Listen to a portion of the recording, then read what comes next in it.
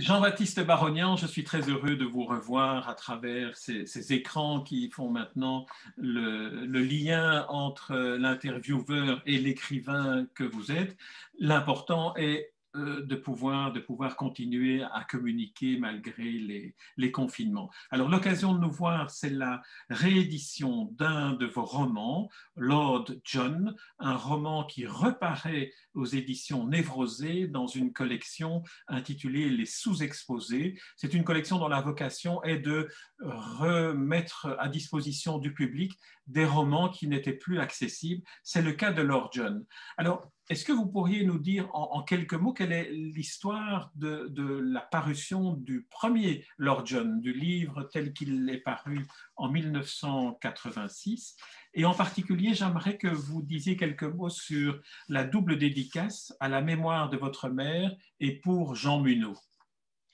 Alors, ce livre a une histoire assez singulière. C'est que pendant que j'étais en train de l'écrire, je travaillais également sur un album consacré à Jean Ray.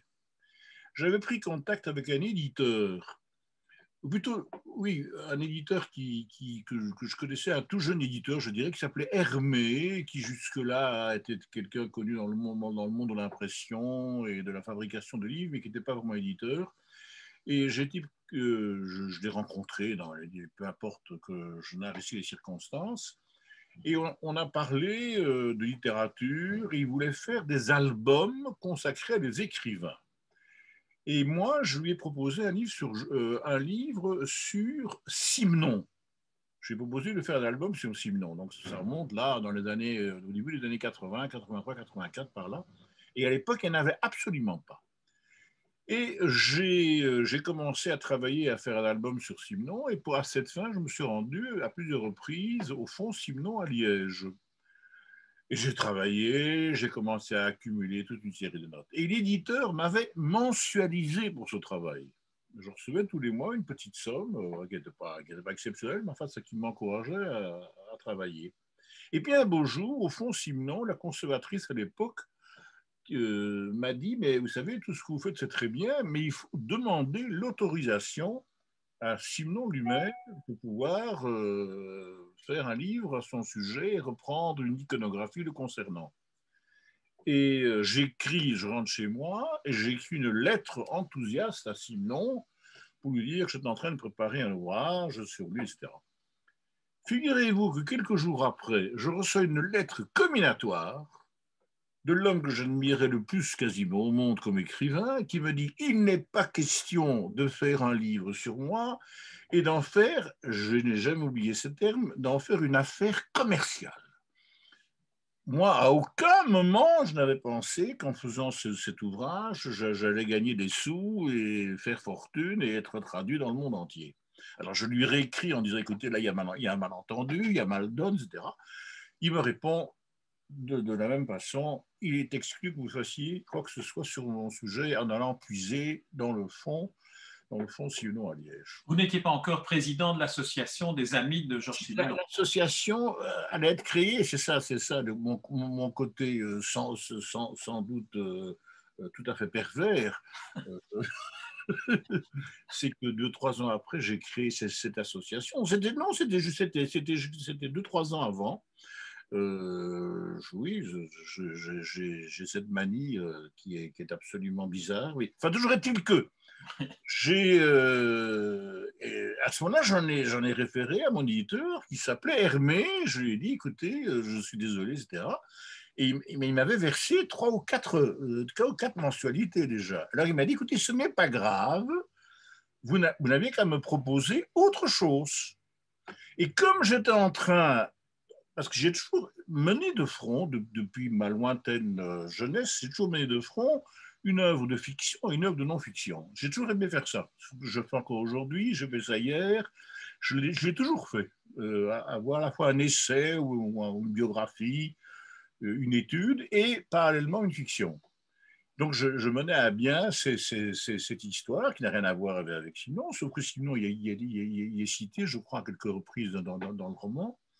Et je lui ai proposé Lord John, il n'était pas du tout éditeur de romans. D'ailleurs, ça a été à la fois la chance et la malchance de ce livre, c'est que ce livre, je ne dis pas qu'il est passé inaperçu, mais il était publié chez un éditeur qui n'avait pas une renommée pour être éditeur de romans. Et voilà comment c'est arrivé, comment j'ai atterri chez Hermé. Et alors, la dédicace maintenant, puisque c'est la question que vous m'avez posée, eh bien, tout simplement parce que j'avais beaucoup discuté avec Jean Munot pendant que j'écrivais ce livre. J'ai eu un lien très fort, très profond avec Jean Munot, dont on vient de rééditer le jeu de rôle dans la même collection. Nous parlions ensemble boutique. C'est le seul auteur belge avec lequel j'avais une conversation toutes les semaines, tous les 15 jours, où on parlait de notre travail d'écrivain.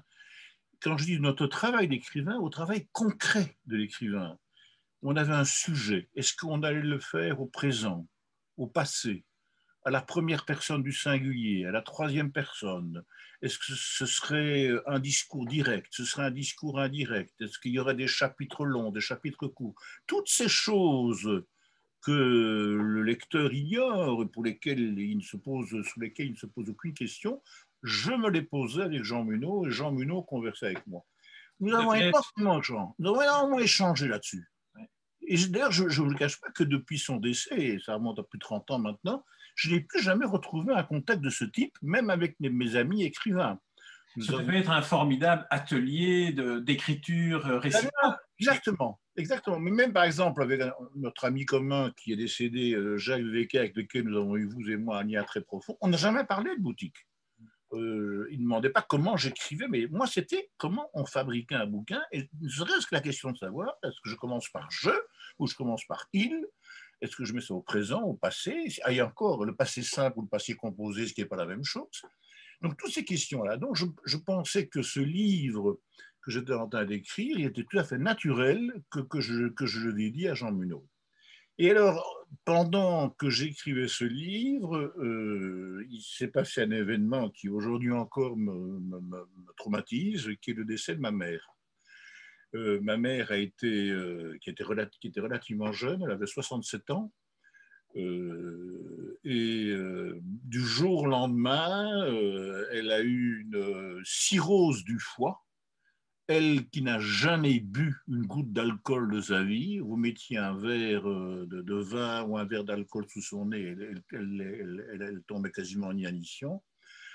Et on l'a transportée d'urgence à l'hôpital et elle est décédée en quelques jours. Et ça a été pour moi quelque chose de terrible. Donc je dis encore, je ne m'en relève pas parce que j'avais un attachement très fort avec ma mère, qui a tout été pour mes frères, ma sœur et moi. Sans elle, je crois que j'aurais jamais fait d'études, j'aurais jamais écrit, j'aurais jamais écouté la musique. Vous évoquez d'ailleurs votre enfance dans un autre roman plus récent, voilà, qui est Le Petit Arménien. Le Petit Arménien qui est en fond une célébration de ma mère, en quelque sorte. Absolument, et qui est aussi bouleversant, je dirais, que certaines pages de Lord John évoquant la mort du père du narrateur. Alors là, je fais donc un transfert, voilà, qui est donc la licence du romancier. Donc j'ai adapté, au départ, je n'avais pas ça en tête, mais pendant que j'écrivais ce livre, il y a eu cet événement dramatique. Et c'est comme ça que j'ai transposé la mort de ma vraie mère avec le personnage de fiction que j'avais inventé, qui est le père du narrateur de ce roman. Et toutes les scènes qui se passent dans la clinique, où, tout ça, c'est du vécu, je dirais. Ce sont des impressions réelles que j'ai transposées directement pendant que j'écrivais ce livre. Voilà les deux explications. Pourquoi j'ai écrit ce livre. Et voilà. Et alors, en même temps, j'ai écrit ce livre en hommage à Jean Ray. Oui. Alors, est-ce qu'on peut revenir un peu sur ce que vous venez de nous dévoiler sur vos conversations avec Jean Munot? Est-ce que vous gardez le souvenir de celle que vous avez eue avec Jean Munot au moment où vous écriviez Lord John? Est-ce qu'il y a eu des questions sur notamment... Oui, tout à fait. Par exemple, nous avions le souci, lui et moi, d'avoir des livres composés. J'entends par là que lorsqu'on écrivait, il fallait au fond faire une œuvre musicale. Donc une œuvre musicale, en tout cas une œuvre classique, on dit c'est en ré majeur, en ré mineur, en la, en si, etc. Je veux dire par là que lorsqu'on trouve un ton, il faut le respecter du commencement à la fin. Un ton, un type de narration, il ne faut jamais en déroger. C'était la première chose.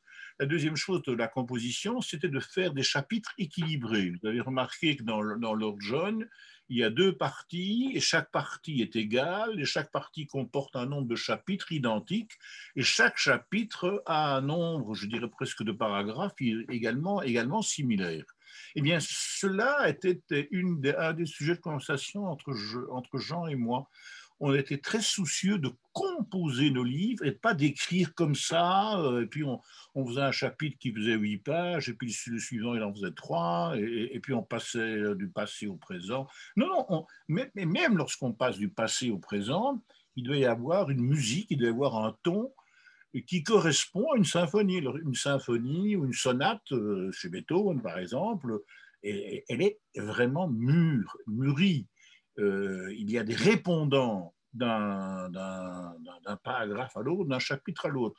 Si dans un roman, à un moment donné, vous décrivez une boutique devant laquelle passe un personnage, il faut que, et si vous vous attardez sur cette boutique, il faut que cette boutique a un rôle en quelque sorte à jouer et doit reparaître 20 pages, 50 pages, 100 pages, 200 pages plus loin. Il faut qu'il y ait des résonances, il faut qu'il y ait un leitmotiv qui passe à travers le bouquin. Et je me souviens que, et ça c'est très présent dans mon esprit parce que ce furent des moments extrêmement forts, c'est le type de conversation que j'avais avec Jean Buneau. Et je prenais pour exemple concret le Lord John dont il a accompagné l'écriture pendant les 7 ou 8 mois durant lesquels je l'ai écrit. Et est-ce qu'à l'époque, il n'y avait pas d'Internet, il n'y avait pas de communication aussi facile? Est-ce que vous vous voyez pour évoquer? C'est ça. On se voyait très régulièrement, mais en même temps, ni lui de me communiquer ses textes, ni moi je lui ai communiqué. Je ne découvrais ses œuvres que lorsqu'ils étaient publiés, et c'était pareil dans son chef. Donc, j'essayais de mettre en application, et lui aussi de son côté, le fruit de nos conversations, mais je ne lui soumettais pas, pour employer ce terme, je ne lui soumettais pas mon manuscrit, et lui ne faisait pas pareil avec moi. Mais on se voyait, on se voyait, soit de chez lui, soit de chez moi, soit au restaurant, mais très souvent au téléphone, qui était à l'époque le seul moyen de communication. Voilà, aujourd'hui, on ne téléphone plus, quasiment plus. Voilà, c'était des moments extraordinaires. Je veux dire, je vous dis, je le répète, je n'ai jamais connu ça depuis. Et en même temps, c'était quelqu'un qui appartenait à une autre génération que la mienne. Hein. Il était beaucoup plus âgé que moi. J'aurais pu être son fils. Euh, c'était vraiment formidable. Et en même temps, j'ai pour Jean une affection extraordinaire. J'ai une admiration aussi pour son œuvre. Je trouve qu'elle est méconnue, qu'elle est mal connue, qu'elle est justement sous-exposée. À ce titre, à cet égard, le titre de cette collection est tout à fait approprié, tout à fait juste. C'est un de nos grands écrivains. C'est vraiment un de nos... D'ailleurs, vous l'évoquiez, mais dans un autre des romans parus dans cette collection Les Sous-Développés est de Jean Muneau, et vous en signez d'ailleurs la préface. Il y a Voilà, une sorte de... et je raconte ma rencontre avec lui. Ça remonte encore plus loin. Nous étions vers les années 1974-75. J'avais lancé chez Marabout une collection d'anthologies grand format de littérature fantastique consacrée à des pays. J'avais publié La France fantastique, l'Angleterre fantastique, l'Amérique, etc. Et je me suis intéressé à la Belgique fantastique. À l'époque, personne, je dis ça sans la moindre vanité, personne n'évoquait le fait qu'il y avait en Belgique une école belge de l'étrange, une notion que j'ai un jour mis en avant et que j'ai avancé. Donc, j'en ai un peu la paternité, si j'ose dire. Et donc, en faisant ce travail de recherche sur les tirs fantastiques, je me suis beaucoup servi d'une formidable revue que vous, Jean, vous devez bien connaître, puisqu'elle a quelques similitudes avec Marginal, qui s'appelait Audace.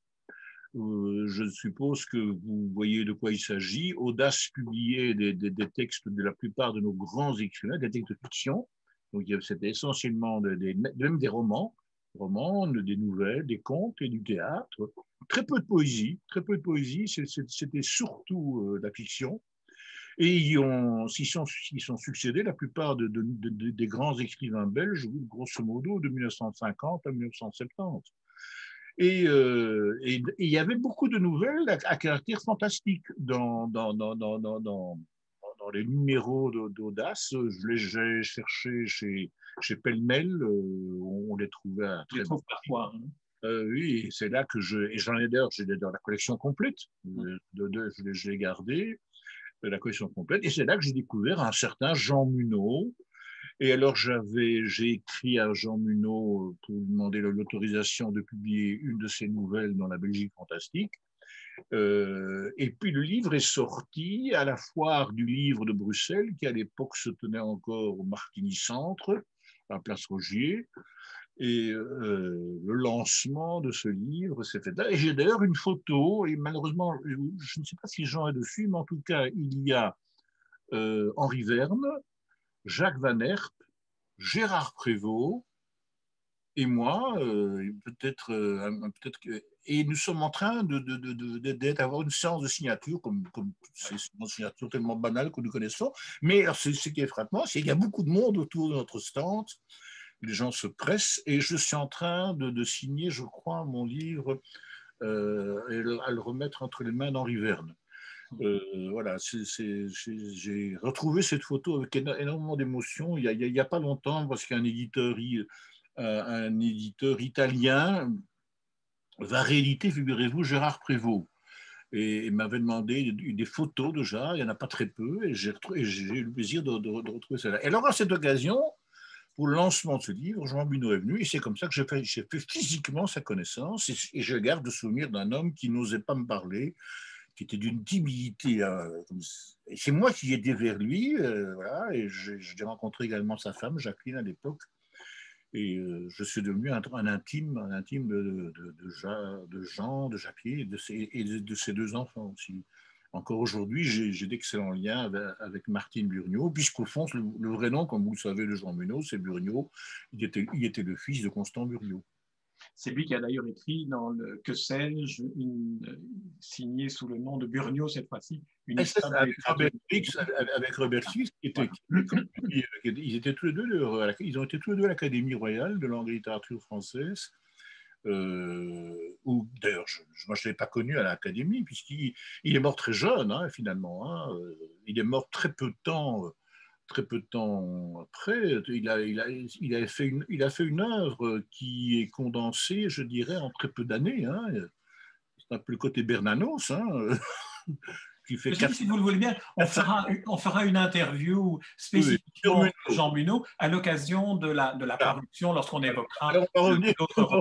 Mais revenons alors, John, si vous voulez bien. Alors, je vais vous guider par une question ou une interrogation qui est la suivante. Dans le fond, est-ce que dans ce roman Lord John, on ne trouve pas une série de constantes, non seulement de Jean-Baptiste Barognan, écrivain, mais aussi des passions bibliophiles, bibliophage de Jean-Baptiste Barognan, et en troisième lieu, cette passion pour la ville de Bruxelles que vous racontez d'une manière qui est assez spécifique, dans une sorte de forme, sous la forme de la ligne claire, je dirais. S'il fallait comparer en bande dessinée, on a un Bruxelles ici des années 80 qui est vraiment une projection telle qu'on pourrait la faire dans une mode vintage de la ville de Bruxelles. Alors ces trois dimensions-là, l'écrivain, le bibliophile, le bibliophage et le passionné de bouquinerie dans Bruxelles. Pour commencer par la fin concernant Bruxelles,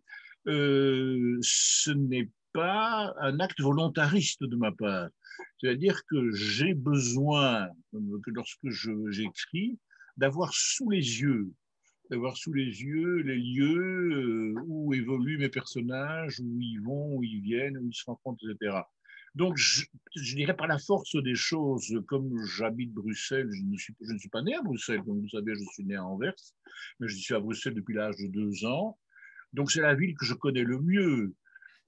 Et c'est une des raisons pour laquelle Bruxelles, c'est plutôt Bruxelles qui m'a choisi. Moi, je n'ai jamais dit, tiens, je devrais faire des ouvrages qui se passent à Bruxelles. Même si dans ma jeunesse et dans mes jeunes années d'écrivain, il y avait une certaine prévention. Je me souviens justement, excusez-moi de revenir à Jean Munot, mais Jean Munot me disait que tous ses confrères et tous ceux qui l'avaient précédé, la génération d'écrivains qui l'avaient précédé, avaient peur de situer des ouvrages en Belgique parce que, soi-disant, à Paris, chez les grands éditeurs, on n'aimait pas cette localisation. Mais moi, c'est des questions que je me suis jamais posées. Dès mon premier roman, j'ai situé 80% de mes romans, 90% de mes romans se passent à Bruxelles. Il y a quelques-uns qui se passent ailleurs.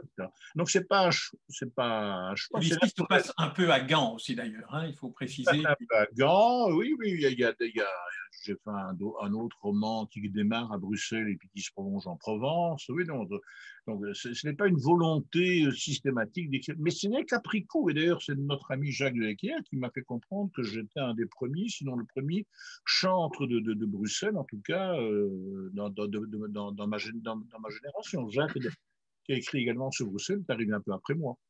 Mais c'était pas un acte décidé. Ça me paraissait naturel. Ça me paraît toujours naturel. C'était un des outils de votre atelier d'écriture. C'était un des instruments que vous aviez sous la main. Exactement. Je viens de le confinement m'a poussé à réunir toute une série de nouvelles que j'ai écrites, de les remodifier, etc. J'ai fait un recueil qui se passe uniquement à Bruxelles. D'ailleurs, le titre de chaque nouvelle, c'est un nom de rue, ou de boulevard, ou d'avenue. Et ce recueil va bientôt sortir, alors? Non, je suis en train de mettre la main dessus, donc j'aimerais bien le publier prochainement. C'est un scoop que je vous donne. Oui, absolument, merci. Qui sont des nouvelles à la fois noires et des nouvelles fantastiques. Donc, quelques-unes, d'ailleurs, vous les connaissez, elles ont paru dans Marginal. Certaines mais j'ai modifié le titre. Simplement pour qu'il y ait une harmonie, pour qu'il y ait une cohérence, parce qu'un recueil de nouvelles, vous savez aussi bien que moi, c'est pas des textes qu'on met comme ça pouf. Il faut qu'il y ait un fil rouge quand même important d'un texte à l'autre. Mais voilà. Donc Bruxelles est chez moi une réalité, et j'ai envers cette ville à la fois énormément d'amour et je dirais aussi de dégoût. C'est un dégoût peut-être excessif, mais c'est une ville sans identité en quelque sorte. C'est une ville multiple. Il n'y a pas de cohérence dans Bruxelles. Parce que vous allez à Paris, voilà, la ville est cohérente. Amsterdam, c'est une ville cohérente. Bruxelles n'a aucune cohérence. Donc, vous passez d'un quartier à l'autre, vous changez totalement de monde.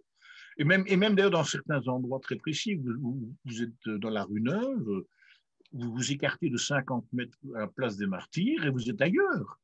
Ce qui est étonnant dans le roman Lord John, c'est qu'on a en plus cette perception de Bruxelles, mais en plus on fait une sorte de voyage dans le temps et on se trouve dans un Bruxelles dont les voitures sont des coccinelles et des dauphines, dont les rues sont encore pavées, où on peut encore se garer sur la Grand Place. On entre dans un univers qui est vraiment très, très, très attachant et qui n'est pas du tout daté. On a l'impression que le roman a été écrit aujourd'hui, mais qu'il est un documentaire extraordinairement bien précis sur le Bruxelles de l'époque. J'aimerais qu'on passe je ne vous cache pas que quand moi je l'ai écrit dans les années 83-84, ce n'est pas un texte contemporain à l'écriture. Il se passe déjà 20 ou 30 ans avant. C'est vrai, puisque Jean Ray est un personnage qui vit toujours. Tout à un âge où j'étais vraiment tout petit et je n'avais pas. Et d'ailleurs, il y a je me souviens que j'ai eu, vous parliez à l'instant de la Dauphine, là. Oui. Il paraît que la Dauphine que je décris n'existe pas parce que je lui ai mis 4 portes ou 2 portes, je ne sais plus. Et un lecteur m'a fait remarquer que le modèle que je décrivais n'avait pas le nombre de portes. Oui, Voilà. oui, mon C'est drôle. observation les années 80, évidemment, n'est pas valable. Mais par contre, l'observation sur le fait qu'on a l'impression que ce roman aurait pu être écrit aujourd'hui et qu'il nous décrit avec précision ce Bruxelles fin des années 60. Je ne sais pas si vous-même, enfin, moi, je peux faire une révélation. J'ai beaucoup de difficultés, enfin, c'est même très difficile pour moi en tant qu'écrivain, d'écrire des romans, je dirais, à caractère historique. Fût-ce une histoire proche, parce que on oublie très vite. Je serais incapable de vous dire quelles étaient les voitures il y a 10 ans ou 15 ans. Ça demande une documentation, un travail de recherche. C'est peut-être plus facile d'écrire sur Louis XIV et Louis XV que d'écrire sur un passé relativement proche. Oui, ça exige une précision presque de dessinateur, parce que tout doit être conforme au Voilà, souvenir que le lecteur en a conservé. Le lecteur, c'est très curieux. Le lecteur, comme je le dis dans la préface de Jean Munot, l'éternel inconnu de nos relations, vous pouvez lui raconter n'importe quoi, il est prêt à accepter, mais si vous faites une erreur matérielle, il vous fusille. Non, c'est vrai, vous employez par exemple dans un polar ou un roman gangster, vous utilisez tel modèle de revolver ou de pistolet, et puis le type tire 5 fois, et en fait, ou 8 fois, et en fait, il n'y en a que 16. Il vous fera relever qu'il n'y a que 7 balles possibles. Mais cela dit, il peut descendre 150 personnes, ça il s'en fout. Ce qui l'intéresse, c'est le côté matériel des choses. Alors, si vous voulez bien, j'aimerais qu'on aborde maintenant le deuxième aspect de ce qui transparaît de vous dans ce roman. C'est la bibliophilie, la biophagie. Il y a une description, page 165, que j'ai notée de la bouquinerie qui s'appelle Lecture pour tous, qui est un morceau d'anthologie, je trouverais, sur une description ironique, cynique, mais en même temps très passionnée de ce qu'est l'ambiance d'une bouquinerie. Alors, comment est-ce que tout ça s'est mis en place dans ce roman-ci? C'est l'amalgame d'un tas de choses. J'ai découvert le monde des livres à la fois par mon père et par ma mère. Donc, très jeune, et ça c'est pour ça que je leur suis toujours gré, très jeune, ma mère nous offrait des livres. Offrait des livres à ses enfants, donc à ma soeur aînée, à moi, et à mes petits frères, enfin, qui sont à prison aujourd'hui en un grand âge. Donc, on est né là-dedans, je dirais. Hein, et il y avait... Ma mère ne lisait pas.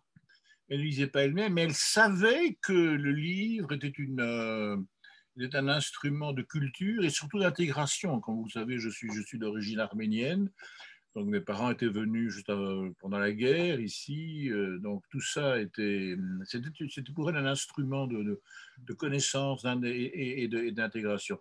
Et alors, parallèlement à ça, quand j'étais petit, mon père m'amenait au marché aux puces, place du jeu de balle. Il y allait quasiment tous les dimanches et il m'entraînait, mais il ne s'intéressait pas aux livres, hein, il cherchait, je sais pas, des vieilles serrures qu'il retapait. Enfin, il était très bricoleur. Mon père, il adorait faire ça. Alors, il était, je crois, mauvais bricoleur parce que ça posait des questions à chaque fois avec ma mère parce qu'il trouvait que ça manquait de goût et de finesse. Et alors, au Puce, à l'époque, il y avait beaucoup de bouquins et j'étais tout été attiré par ça. Et voilà, j'ai commencé à lire énormément dès mon plus jeune âge. Et alors, j'ai surtout beaucoup lu, et c'est là que j'ai découvert ma vocation, je dirais, de lecteur. Vous allez trouver ça bizarre. J'ai été pendant longtemps un cancre. Durant mes études secondaires. Je raconte ça indirectement dans le Petit Arménien. Je n'avais aucune appétence pour les études, etc. Et alors j'ai doublé, figurez-vous, 2 fois durant mes humanités. Et chaque fois, ma mère disait non, Jean-Baptiste, on ne va pas le mettre dans une école technique, on ne va pas l'envoyer travailler. Ma mère était persuadée que j'avais des qualités et que je pouvais avoir autre chose que d'être un monteur, un tourneur ou un magasinier. Et alors, la deuxième fois où j'ai doublé, c'était en poésie. J'ai fait toutes les écoles catholiques de Bruxelles quasiment. J'étais au collège Saint-Michel, puis je suis passé à Saint-Stanislas, et puis après ça, je suis passé à Saint-Louis. Et quand je suis arrivé à Saint-Louis, où je doublais pour la deuxième fois, j'avais 2 têtes de plus que les autres, j'avais 2 ans de plus que tous mes camarades de classe, et j'ai commencé à me sentir très, très différent. J'avais perdu de chaque fois, mais tous mes camarades disparaissaient puisque je changeais d'école, j'avais quasiment plus d'amis. Et je devais prendre le tram. J'habitais déjà l'endroit d'où je vous parle aujourd'hui. Je devais prendre le tram du square Montgomery pour aller jusqu'à Saint-Louis, qui se trouve au boulevard du Jardin botanique. Et c'était chaque fois un trajet en tram qui faisait 40 minutes pour aller. Je rentrais à midi, je repartais à 2 heures et je rentrais le soir. Donc, qu'est-ce que je faisais dans le tram? Je me cachais dans des livres. Et j'achetais mes livres au bon marché, qui se trouvait à 50 mètres de Saint-Louis. Là, il y avait une très grande librairie, et il y avait même régulièrement des foires de livres au rabais. Et je me souviens de ces livres coûtaient 10 francs belges. Et j'ai alors un auteur dont je m'étais passionné, que je n'ai plus jamais lu depuis, c'était Jules Romain, figurez-vous. J'avais lu. De bonne volonté. Oui, oui, voilà. Mais j'avais lu le copain, et je trouvais ça. Et moi, Jules Romain, donc j'achetais. Et alors, les Jules Romain coûtaient, j'étais toujours bradé. Ça valait pas. Il y avait Henri Troyat qui coûtait pas grand-chose non plus. Il y avait 16 bons. Et c'est comme ça que, me réfugiant dans le livre, j'ai commencé à prendre le goût pour l'objet livre. Parce que l'objet même, dans mon itinéraire personnel, a joué un rôle important, puisque c'était à la fois un refuge et une façon de me dissimuler. Dans le tram, je me cachais les livres, etc. Et d'ailleurs, pendant les 2 années où puisque j'ai fait ma poésie et ma réto à Saint-Louis, je vous le cache pas, j'ai quasiment pas eu d'amis. Toutes mes relations, elles étaient soit antérieures, que j'ai connues quand j'étais beaucoup plus jeune, soit plus tard, parce que j'ai fait une dérive dans un monde que vous ne connaissez sans doute pas, qui est le scoutisme. Et j'ai gardé, je me suis occupé de scoutisme et mes amis qu'aujourd'hui sont ceux que j'ai rencontrés du scoutisme. J'ai gagné aucun ami d'université, figurez-vous.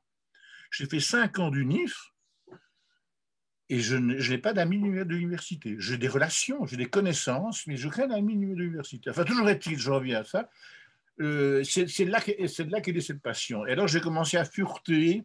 Et alors, c'est là d'ailleurs que je ne sais pas si j'en parle dans le livre, il y avait eu à 300 mètres de Saint-Louis, il y avait à l'Innovation, qui n'avait pas encore brûlé, une foire du livre belge à laquelle il y avait un certain Genret. Et j'ai donc vu de ma vie, je l'ai vu. Mais je n'ai pas osé. D'abord, le bouquin chez Marabout, qui était les 25 histoires noires et fantastiques, coûtait 30 francs et je ne les avais pas. C'était trop cher pour moi. Et j'ai le souvenir précis, que je me vois encore aujourd'hui, 50 ans plus tard, déambuler comme ça, venir sur ce stand. Je suis resté 3/4 d'heure. Autour de lui sans le. Tourner autour de lui sans jamais oser l'aborder. Et il était là avec une femme d'ailleurs, qui était dans mon souvenir, qui était assez belle et qui était plus jeune que lui. Et c'était, voilà. Et il y avait régulièrement à l'Innovation, pour trouver les dates, il y avait des foires du livre belge. Idée qui a été reprise des années plus tard par Jacqueline Rousseau, mais qui déjà existait à l'époque. Voilà. Et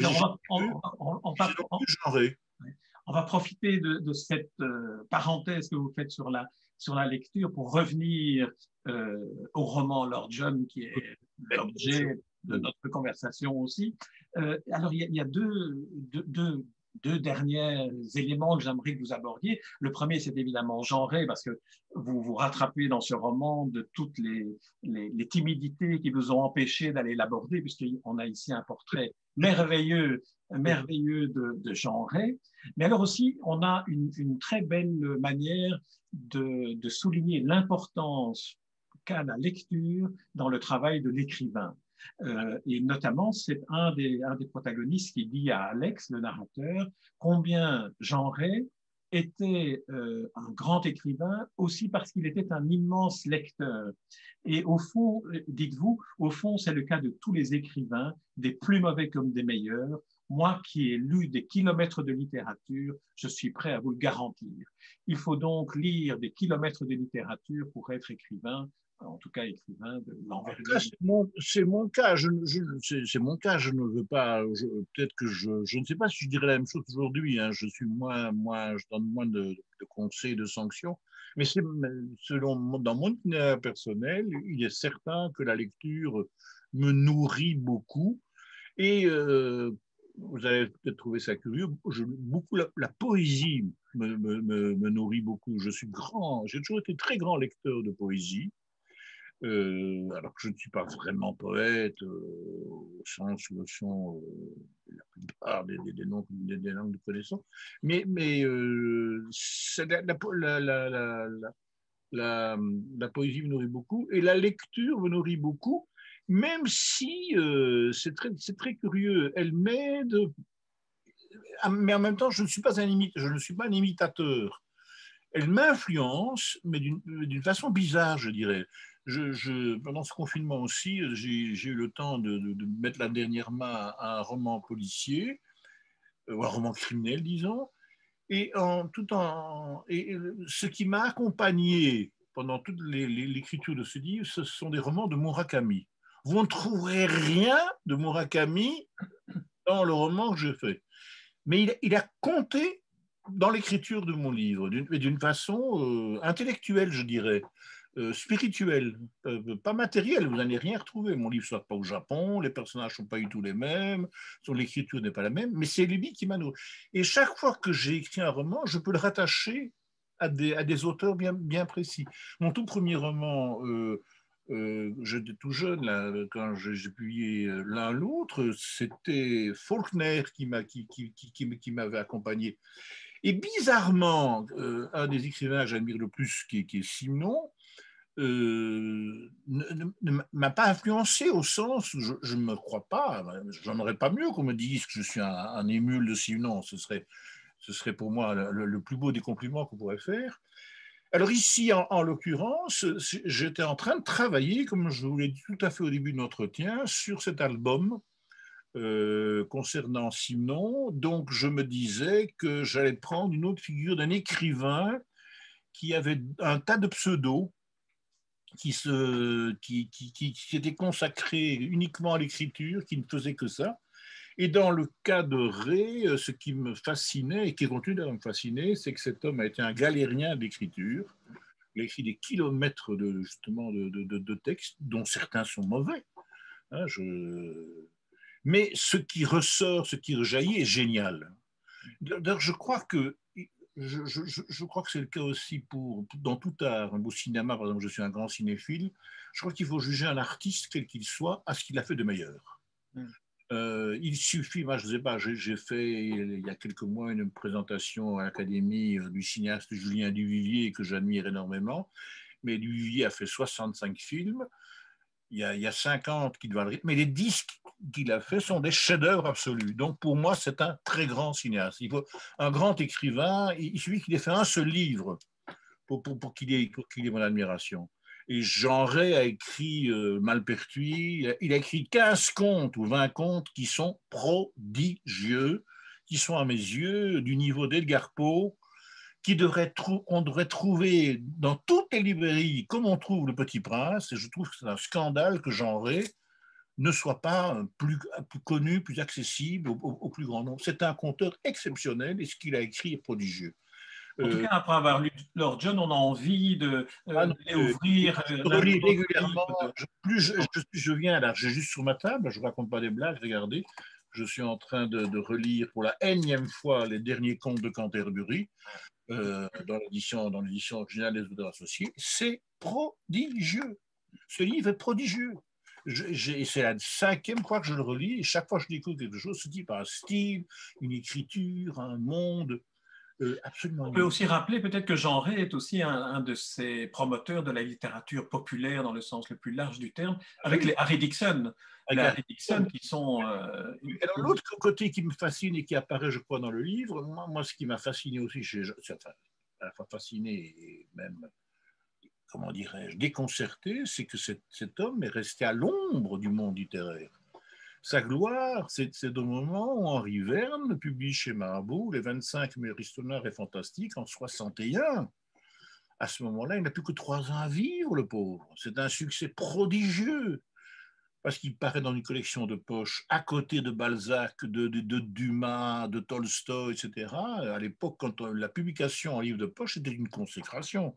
On est loin d'être...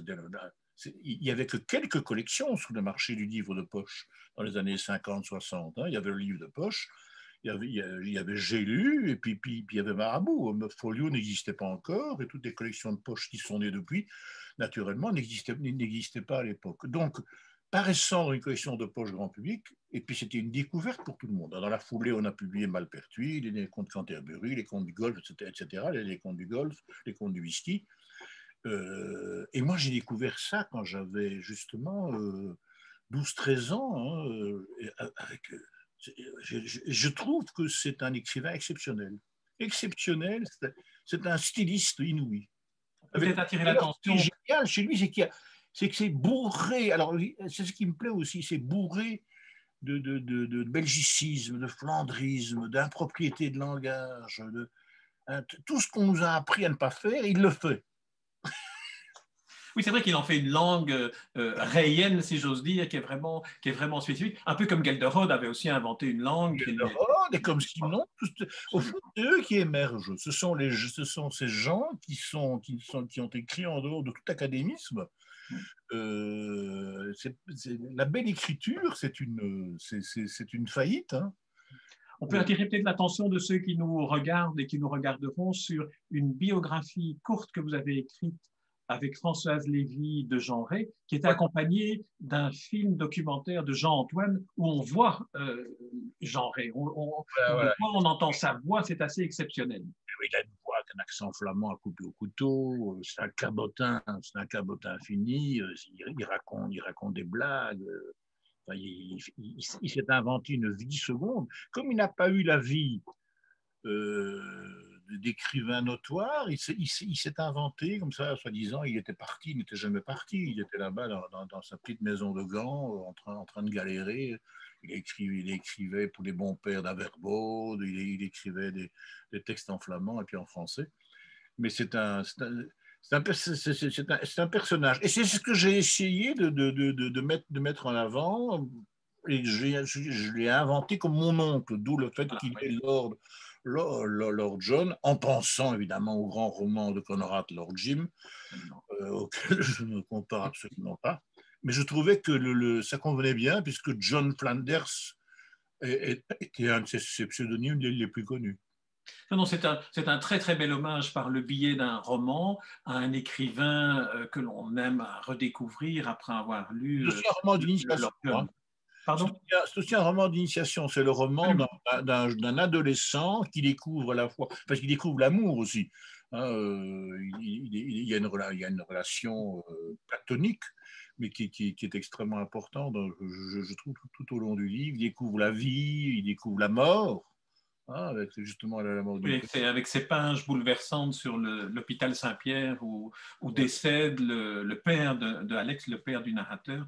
Alors, Jean-Baptiste Barognan, je vous propose que non seulement nous interrompions ici cet entretien, mais que nous prenions rendez-vous pour évoquer, comme je vous l'avais proposé, cette bibliographie qu'un journaliste vient de publier à votre propos, qui ne compte pas moins de 29 pages et dans lesquelles il faudrait quand même qu'on aille y voir de plus près. Et alors aussi, vous venez d'annoncer 2 scoops, un recueil de nouvelles et un roman criminel, comme vous dites, que vous êtes en train de terminer pendant le confinement.